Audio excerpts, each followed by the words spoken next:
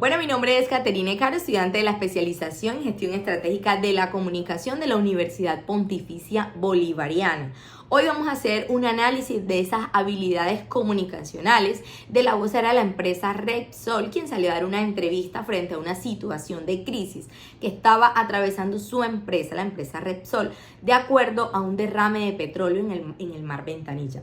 Esta situación hay que empezar a analizarla con base en tres factores: su comunicación verbal, no verbal y paraverbal. La vocera inicia con esa comunicación verbal dando cuenta que tiene un conocimiento base frente a la situación que se desarrolló o que se fue presentando dentro de su organización. Pero una vez el periodista sigue indagando, sigue poniendo en frente de la mesa las contradicciones que la empresa en algún momento presentó, entra ella con una comunicación no verbal que denota inseguridad, que busca aprobación a la hora de mirar fuera de la cámara, con esa mirada de buscando esa aprobación frente a lo que ella está diciendo o no está diciendo.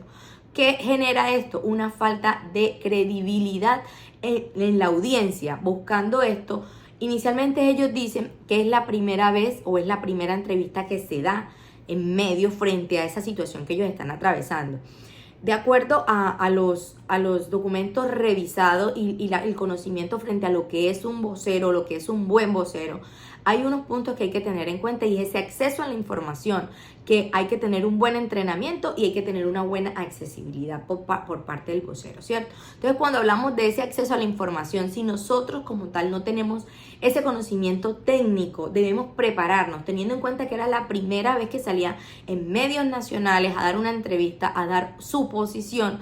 Creemos que valía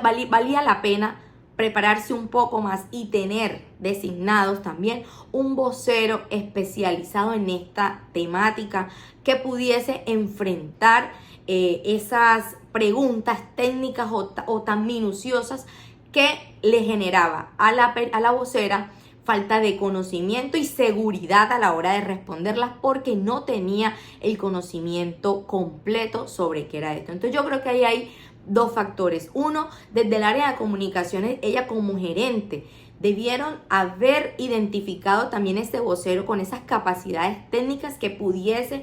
comunicar de manera mucho más efectiva y generando una seguridad a la hora de comunicarle a la audiencia lo que estaba pasando. La falta o la poca empatía a la hora de comunicar una información que, si bien toca fibras, porque se parte de una tragedia ecológica en donde incorpora muchas personas, donde inciden en muchas personas este suceso,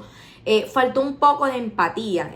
también en su comunicación paraverbal a la hora, en las tonalidades que estaba utilizando, en los silencios que empezó a marcar a la hora de responder, y las contradicciones al decir no estoy segura, no sé, lo hemos hecho,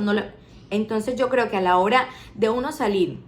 a enfrentar una crisis de esta, hablar por primera vez en un medio frente a una situación específica de la empresa, debió haberse preparado mucho más frente a los conocimientos técnicos y el desarrollo de toda de esa cronología en el cual sucedieron las cosas. Luego de realizar este análisis, debemos también plantear unas opciones de mejora, ¿cierto? Desde nuestro punto de vista, consideramos que la empresa debe, desde su área de comunicaciones, desde su gerencia de comunicaciones, plantear las posibilidades de identificar esos voceros con esas cualidades, con ese conocimiento técnico que se necesita a la hora de salir con seguridad y certeza a dar una comunicación enfrentando una crisis de la organización. Además, teniendo en cuenta estos tres factores supremamente importantes: tener acceso a la información, tener un buen entrenamiento y ser accesible a la hora de plantear o de dar este tipo de entrevistas tan importantes, que denotan y que demuestran que nosotros como voceros somos la imagen, somos la identidad